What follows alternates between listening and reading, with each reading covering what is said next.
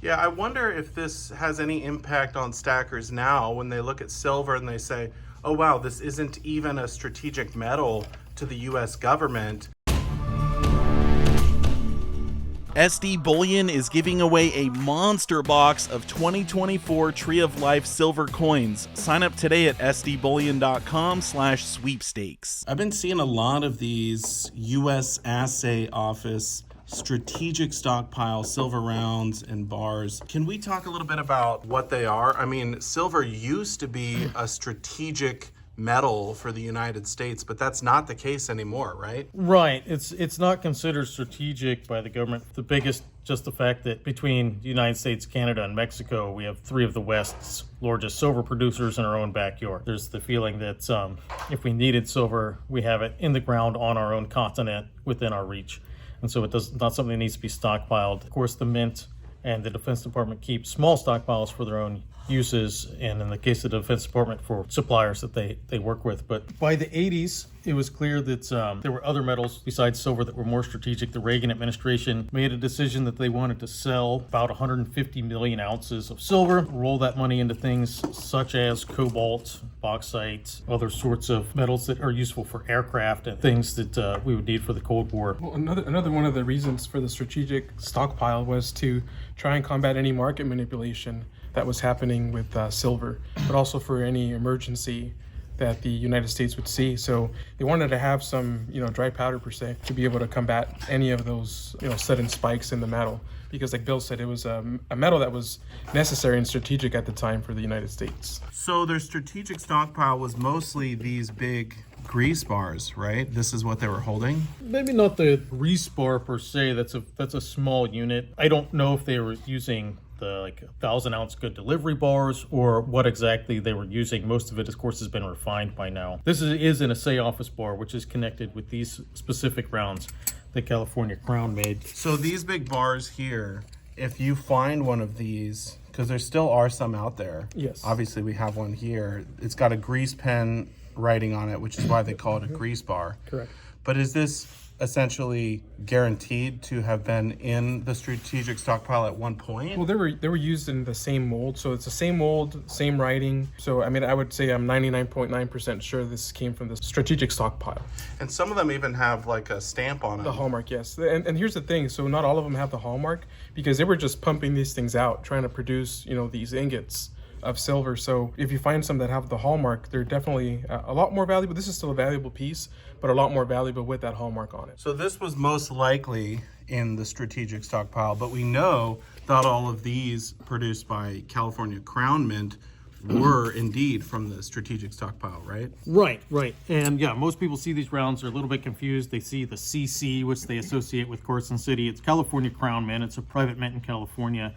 And they're all dated 1981. What happened was that over the course of about 3 years, the Defense Logistics Agency through FEMA was selling about 1 million ounces a week until they ran out. And they dripped it out like that so as not to over disrupt the market. When they started selling, the original high bid was J.R. and Company, about $9 an ounce. And it progressively declined, as we know, into the 80s until it bottomed out for like 20 years there. But so the government actually did get a decent price for their silver. They missed the Hunt Brothers high, but they did get a much better price than they would have had they waited longer.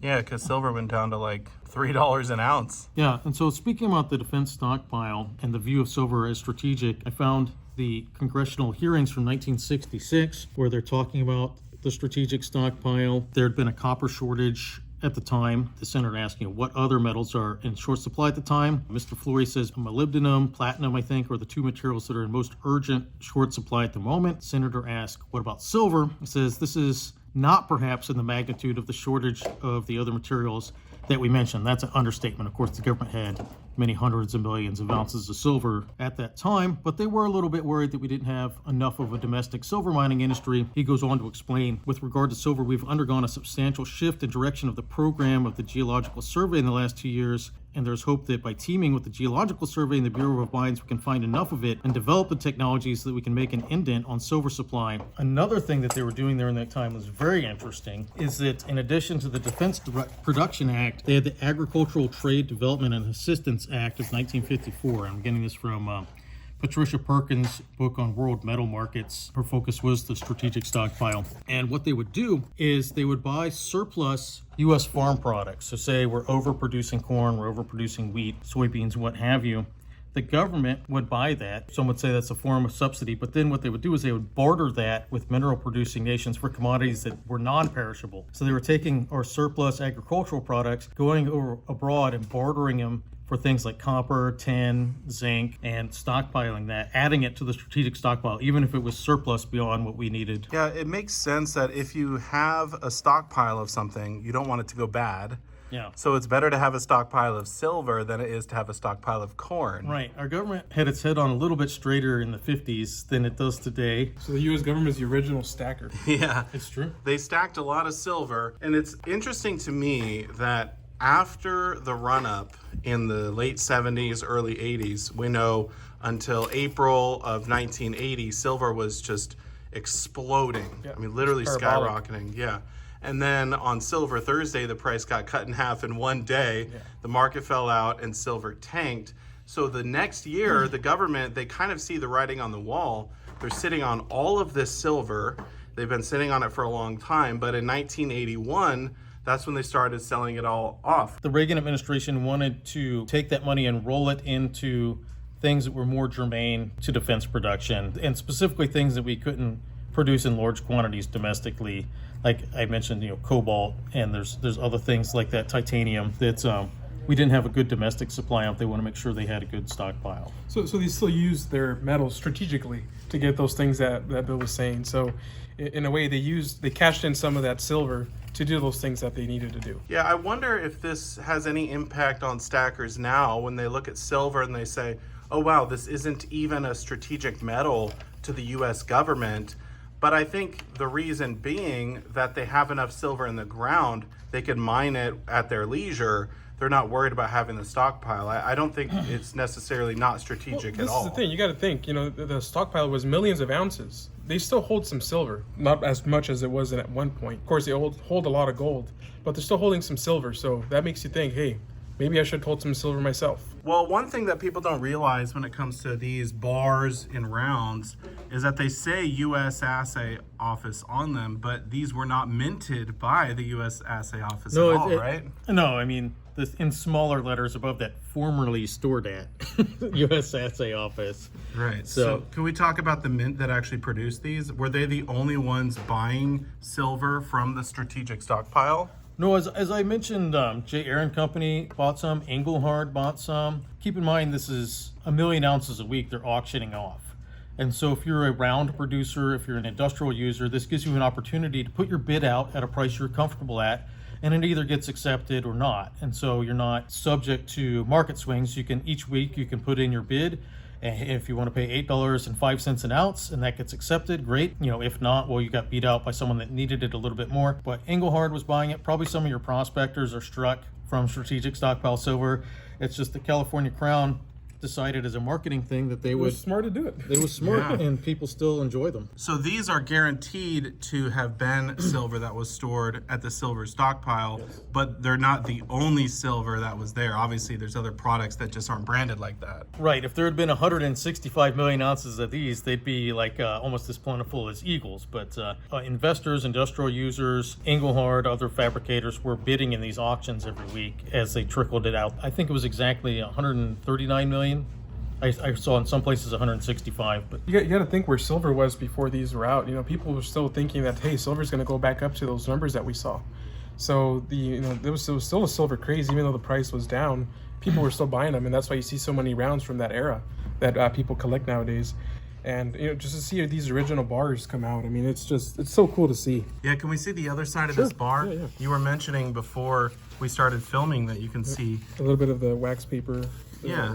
So that kind of is like a sort of a security sign. feature. Yeah, it's one of the signs that it's one of the U.S. Assay Office bars. And again, the mold, the grease pen, and these marks here on the back. Notice you'll see that on all of them. That's interesting. They put wax paper in between them because they didn't want them to stick together Yeah. when they were pumping them out. And then they just used a grease pen to mark the weight. Yep, I mean, talk about industrial and just pumping them out. Yeah, as fast as they could. so people know about the GSA Morgans, But the Government Service Administration was also conducting the auctions for these bars. Here's a New York Times article from November 1981. Also, we have articles from March of 1981 that talks about they're trying to basically change it out for things of greater strategic importance. Here are some of the smaller bars that they put out. Oh wow, look at that. Those are crazy cool. So those probably have a little bit of a premium on them. A lot of bit of premium. Really? Yeah. Like, are we talking $100 an ounce? More than that. Really? Yeah.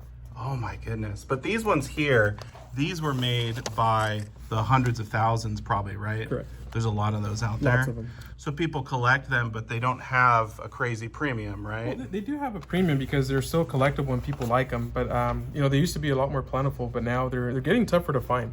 I've seen, because we usually would have at least a roll, and you see what we have now. That's all we have at the moment. So the most common for those are going to be the 1 ounce rounds and the 10 ounce bars. Is that right? And the fives. There's some 5 ounce bars. 5 ounce bars? Yes, and I think I've even seen 100 ounce bars. Really? Yeah. That's pretty cool. So in June 1981, New York Times ran an article saying silver future prices fell yesterday partly on increased speculation that the government would sell silver from the country's strategic stockpile. So they're kind of signaling, hey, this is going to happen. At that time, silver was still at $10 an ounce. It was coming off the Hunt Brothers high. And so it's $10 here in June when this article's coming out. By the time J. Aaron's making their bid, it's $9. By the time Engelhardt's making their bid, it's $8. And it kind of slowly trails off. They were selling off that 139 million ounces, about the equivalent of 5% of supply. Wow. Because annual demand, as you know, from your research, is about 1 billion ounces a year. So it would be equivalent to about 5% of the supply today, maybe slightly more back then, I'm not sure. For some sympathetic research on like the kind of effect that can have, in 1980, GSA was authorized to sell 10,000 tons of tin, about 5% of total world supply, but based on econometric estimates of world demand and supply elasticities, an increase in supply of 5% would lead to short-run price declines of 6 to 10%. The strategic stockpile also gave us a way to lean on major producers of certain commodities. Let's say you're in Malaysia and a disproportionate percentage of your exports is tin. If we can sell 5% of the world supply of tin in 1 year and totally depress that price, it gives us leverage on that country. Yeah, I personally think that when the U.S. decided to get rid of their silver stockpile, that it probably did help depreciate the price in some regard, because you got to think all of these people buying silver, they see the U.S. government essentially depleting their stack, and they're like, well, I mean, they don't need it, they don't want it, I guess. And so probably psychologically, that's going to do something to the stackers and investors. Well, I mean, it was one of the purposes of it to control, and bring down the price of silver when it was getting too high.